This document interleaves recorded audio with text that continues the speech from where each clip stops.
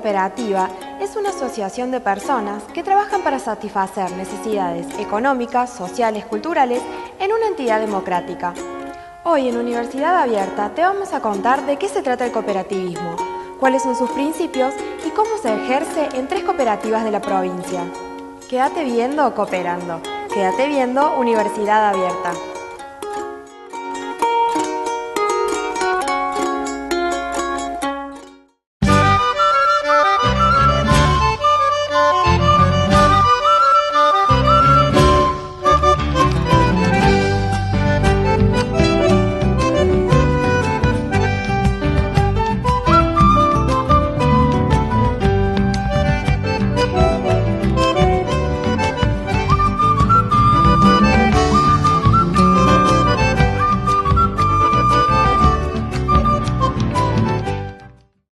El cooperativismo surge como una alternativa al capitalismo en la medida de que los medios de producción son propiedad de los trabajadores y de este modo la gestión es democráticamente, los mismos trabajadores se tienen a través de su consejo el órgano directivo que planifica y ejecuta el desarrollo de la cooperativa. Y básicamente como idea fuerza, como principio rector, se entiende el cooperativismo como el operar en conjunto, ¿sí? Ese creemos que es la idea fuerza, la matriz a la hora de entender el cooperativismo, sobre todo como un método, como principio, como idea y sobre todo como política, la política en el sentido de cómo hacer las cosas, aplicado a diferentes aspectos. El cooperativismo es la posibilidad de gestionar espacios, ¿sí?, que de una manera diferente y que supere la lógica de mercado. La cooperativa, insisto, tiene para mí la virtud de que es la gestión, ¿sí?, el pensar en la gestión y en pensar en soluciones a problemáticas comunes. Entonces creo que tanto en el sector privado como en el sector público, las cooperativas tienen mucho para dar y muchísimo para ofrecer, ¿no? En general, las cooperativas de trabajo no buscan un fin de lucro, sino de servirles de trabajo para que ese trabajo les permita la inclusión social a sus trabajadores. Eso es lo que lo diferencia notablemente, digamos, de las empresas privadas. Y con respecto a las empresas estatales, la diferenciación es que la toma de decisiones de una cooperativa está a través de su órgano de dirección, que es el consejo.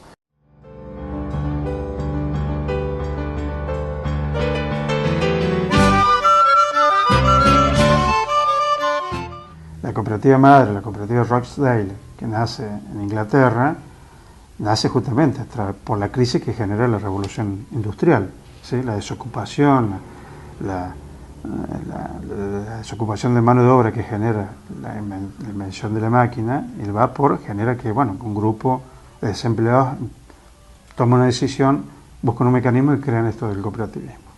Nosotros tenemos una historia muy rica que comienza en el siglo XIX, con el arribo de diferentes inmigrantes que traían las prácticas desde Europa, las prácticas cooperativas, y luego fue arraigándose primero en cooperativas agrarias, luego en la década del 50 del siglo XX se hizo un boom, digamos, de lo que eran las cooperativas de servicio, que brindaban tanto la luz como el agua a diferentes localidades donde no era rentable ni para el Estado ni los particulares. Por un montón de circunstancias, ¿sí? El cooperativismo ha sido agredido, tapado, ocultado, ha sido retrasado, ¿sí? Quitado de la escena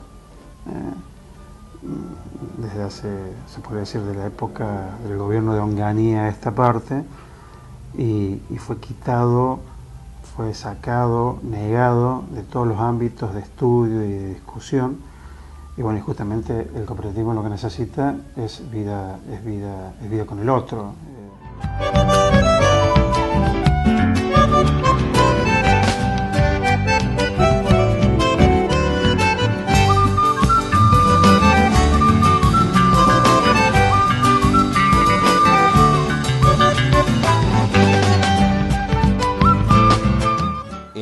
En el Colegio Manuel Belgrano, esta cooperativa existe porque hay una ley de los 80, era muy difícil pensar una cooperativa para alumnos secundarios, porque los alumnos secundarios no se podían inscribir en el AFIP. Entonces, hay un detalle de dos lógicas del Estado que estaban contrapuestas, y apareció una vieja ley donde decía, sí, es posible porque los alumnos pueden estar representados por sus padres, que era una ley que trataba de fomentar las asociaciones cooperativas en las escuelas. Gestión tras gestión, la cooperativa escolar o el kiosco de los chicos pasó a tener cada vez más espacios. Nuestra cooperativa tiene los recreos y la concesión de todos los alimentos que se venden en la escuela, ¿sí? Junto con el comedor universitario, que es quien se encarga de la comida. La apropiación que los chicos hacen del espacio y que no es menor, ¿no? O sea, a la hora de pensar y de evaluar qué es lo que estamos proponiendo y pensando como cooperativa. Si uno ve el mapeo de, por lo menos en Córdoba, va a ver que los servicios básicos, en general, promedio, están en manos de cooperativas. Agua, luz, cloaca, teléfono, ¿sí? ¿Por qué? Bueno, porque las grandes empresas prestadoras de servicios, públicas o privadas, solamente se ocuparon históricamente de los sectores altamente poblados. El interior siempre quedó más librado al azar. Así fue como en Carlos Paz nace esta cooperativa. Esta cooperativa a lo largo de sus 50 años va teniendo va acompañando, ¿sí? el derrotero sociopolítico, no solamente de la ciudad, sino de la provincia y de la República Argentina, hasta mediados de la década del 80, ¿sí? Que ahí hay en la historia de esta cooperativa hay una bisagra. ¿Por qué? Porque hay un grupo de trabajadores que se hace cargo de la dirección, de parte de la dirección de la cooperativa. Nosotros, dentro del amplio espectro que es el reciclado, nos hemos especializado en el reciclado del plástico.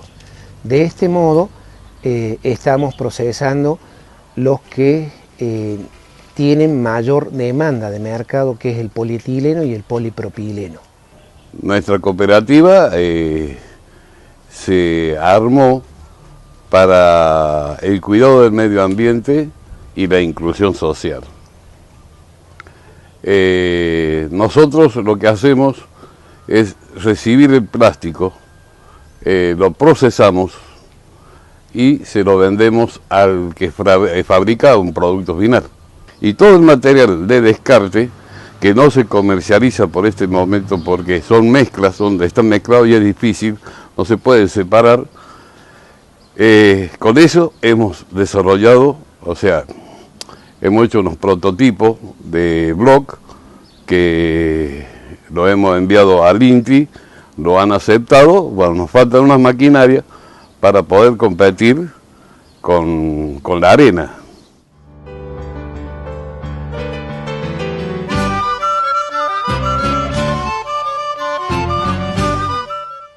La nueva ley de medios audiovisuales realmente se transforma en una herramienta formidable para desarrollar la economía social y solidaria, porque es necesario que la comunidad en general conozcan esta fecunda labor que tienen tanto las cooperativas como las mutuales en el sostenimiento de una economía que no está regida por el afán de lucro, sino simplemente para solucionar en parte las demandas de los cooperativistas y los mutualistas asociados. Éramos marginados, éramos tratados como quienes no teníamos derecho a la palabra. Y muchos de los que hablan ahora en nombre de la actora, no han dicho que esa actora no dijo nada, que por 29 años se marginó la palabra a todo el sistema cooperativo y a la economía solidaria y sin fines de lucro. Creo que lo que hace la ley de medios en general, y sobre todo para el cooperativismo, que ahora este nuevo escenario le permite a las cooperativas entender que una clave para el cooperativismo, para las cooperativas que están ligadas a todo lo que tiene que ver con la cuestión de los medios, es justamente la generación de contenidos diferentes, ¿sí? Ahí está la clave, ahí está realmente el hueso a morder. Y me parece que se abre ahí un abanico o una perspectiva y un desafío muy enriquecedor, más allá de los éxitos o de los fracasos. Creo que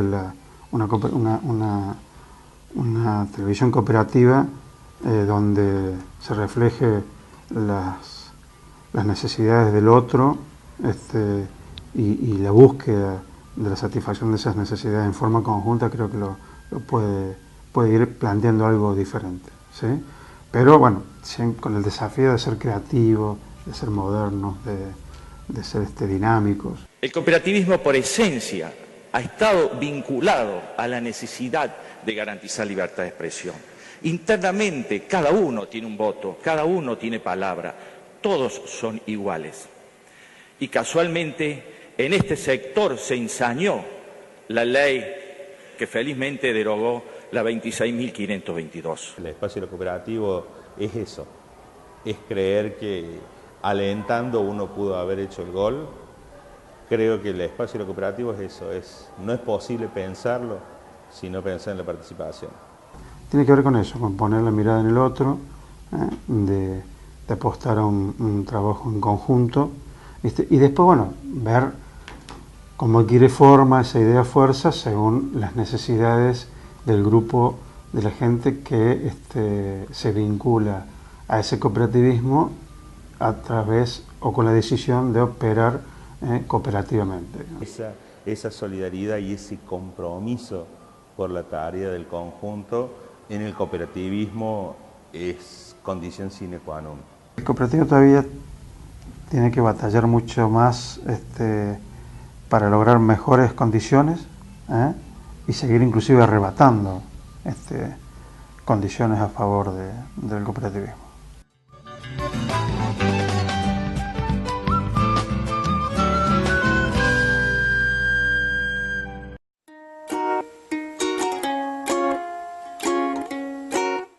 En el próximo bloque vamos a conocer Colsecor, una entidad cooperativa prestadora de servicios de radiodifusión.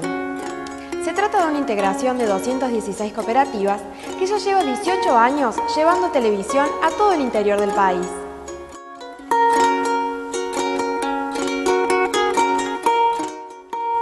El cooperativismo por esencia ha estado siempre vinculado a la necesidad de garantizar la libertad de expresión.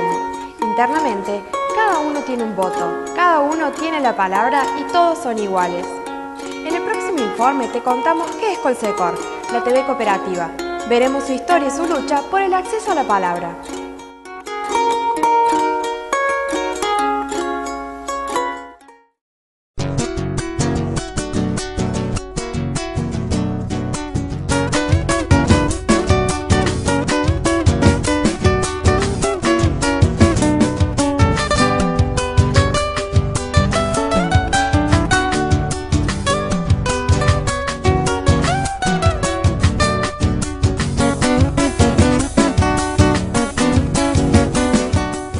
Mi nombre es Alberto Calvo, soy el responsable de Relaciones Institucionales de Colsecor, que es una entidad de integración cooperativa.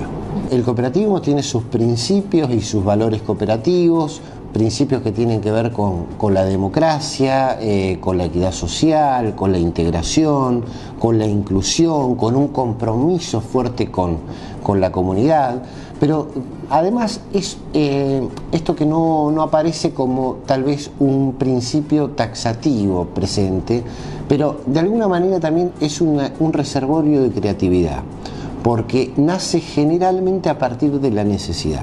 Colsecor como cooperativa fue un salvoconducto sin duda a un proceso fuerte de concentración de todo lo que es el desarrollo de la televisión en la Argentina en los años 90, y además fue un instrumento que nos permitió organizarnos ante la discriminación que sufría el cooperativismo a partir de la sanción del año 80 de la dictadura y a partir de la democracia, que tardó 26 años en generar una parte de la reparación histórica que merecía el cooperativismo para poder ejercer el derecho a la comunicación y específicamente a la televisión, con la sanción de la Ley de Servicios de Comunicación Audiovisual del año 2009. El cooperativismo organizado en Colsecor también se pensó en función de necesidades que tenían que ver con llevar la televisión donde no estaba presente la televisión. La televisión de aire no llegaba a nuestra Argentina tierra adentro, y la televisión por suscripción paga se concentraba fuertemente en las grandes densidades poblacionales. Esto hizo que una parte importante de la Argentina no tenía televisión, entonces la comunidad se organizó como se organizó hace más de 70 años para tener electricidad, para tener telefonía, para tener agua potable y también para tener televisión. Solo que aquí hubo que adoptar un ropaje que no era el nuestro, donde se tuvieron que construir sociedades comerciales bajo distintas figuras, sociedades de responsabilidad limitada, sociedades anónimas, y esto implicó también hacer un camino del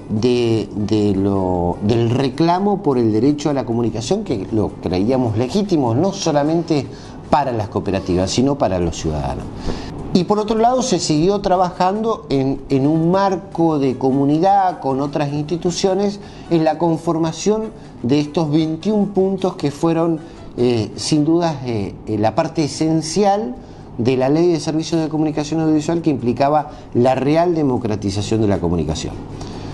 Así que participamos de los foros, participamos de todas las audiencias. Esto hizo que se pueda poner en blanco sobre negro que no era una cuestión de intereses sectoriales, sino eran intereses realmente ciudadanos los que estaban en juego con la ley. En este sentido, Colsecor además tenía que poner en práctica un montón de elementos que iban más allá de la cuestión del reclamo del derecho, sino también de crear los insumos para dar una televisión en el interior profundo de la Argentina en un proceso de concentración económica que justamente lo que hacía era excluir a prestadores de televisión como podíamos ser nosotros y tantas pymes en la Argentina. Así que en ese sentido la integración de alguna manera implicó la posibilidad de incluirnos como comunidad para tener televisión. Cambió el hecho de tener un derecho consagrado y tener la posibilidad realmente de no transfigurar aquello que con tanta defensa de nuestra identidad lo hacemos. Digo, no hacerlo como cooperativa para nosotros era sumamente doloroso. No teníamos el marco de legalidad, prácticamente lo hacíamos por un camino que no correspondía. Sin embargo, era la única posibilidad. Y además, todo un sistema de mercado de fuerte proceso de concentración y de exclusión como el que decíamos. Y esto que comenzó con 13 cooperativas de la provincia de Córdoba en el año 95, llegar hoy a 18 años y tener 216 comunidades integradas, donde es el mayor proceso de concentración cooperativo en términos económicos y en términos institucionales de integración, para dar pelea a esa concentración que nos excluyó y que de alguna manera hoy resiste y está en tema de debate y de próxima formulación como es lo que se espera en cuanto a los fallos inminentes en cuanto a la ley, nos indica que el camino valió la pena.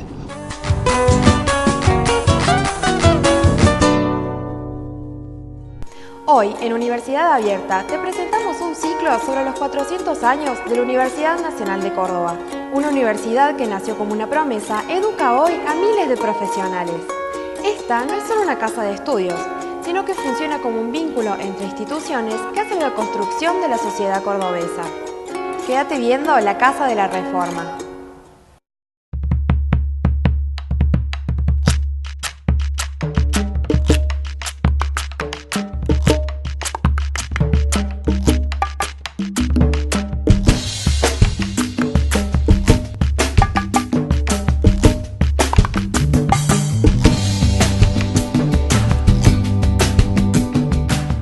La Casa de la Reforma, si bien se la denominó Casa de la Reforma por el sentido de lo que una casa tiene, así como un lugar cálido en el encuentro de aquellos que se sienten identificados con el ideario reformista, ese movimiento que surge en 1918. Vino a reclamar la participación de los estudiantes en el gobierno de la universidad, que vino a cuestionar metodologías de estudio y de enseñanza, que vino a pedir y a decir que tiene que tener una participación social la universidad, y que vino a propender a un método científico sobre ¿no es cierto?, lo dogmático. Entonces, a partir del 2004 o 2003, nos hicimos cargo con un proyecto relacionado al mismo proyecto que había generado la FUC, y creamos lo que es la Casa de la Reforma, pero ya con una identidad también como museo.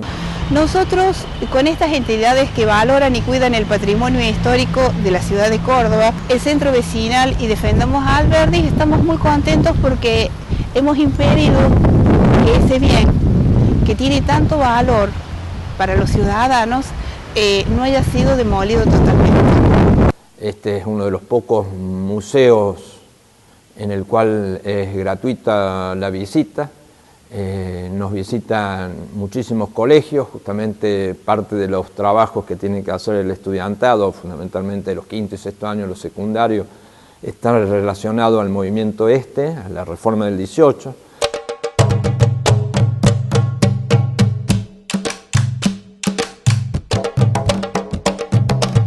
Con los vecinos hemos tratado de ir recuperando no solamente estos espacios físicos que ya estaban abandonados, sino también influir o coayudar a la recuperación del barrio en sí mismo, o sea, en las convocatorias, con proyectos a la municipalidad para ver si se recupera todos estos espacios. Y es muy querida por todos los vecinos. Lo bueno es que en estos reclamos no estamos solos, estamos acompañados por todos los vecinos, por todos los ciudadanos de esta zona, que nos apoyan porque consideran valioso que ese bien quede para la comunidad. Se ha activado toda una serie de cosas que antes no estaban tan activadas, que dependía solamente del esfuerzo propio. Ahora, bueno, no deja de haber un esfuerzo propio, pero por suerte acompañado por la universidad en esto de que todos los museos universitarios estamos interrelacionados y nos ayudamos entre nosotros, incluso para las políticas que podamos desarrollar desde acá mismo. La Casa de la Reforma tiene la importancia de valorar y preservar nuestra historia. Quiere testimoniar eso, ir manteniendo esa historia, y en la medida de lo posible lo vamos haciendo. Cuando decimos historia es tener memoria de lo que hicieron esas generaciones anteriores para que ustedes, que son jóvenes, que son estudiantes universitarios, puedan acceder fácilmente a esa educación que no debe ser patrimonio de unos pocos.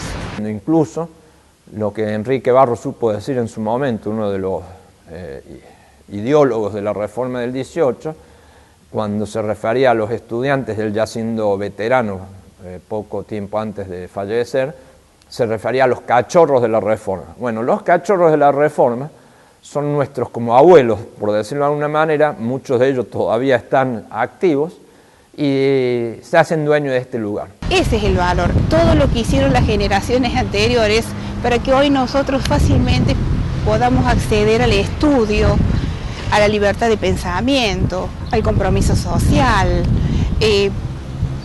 al conocimiento científico, o sea que es realmente muy, muy valioso.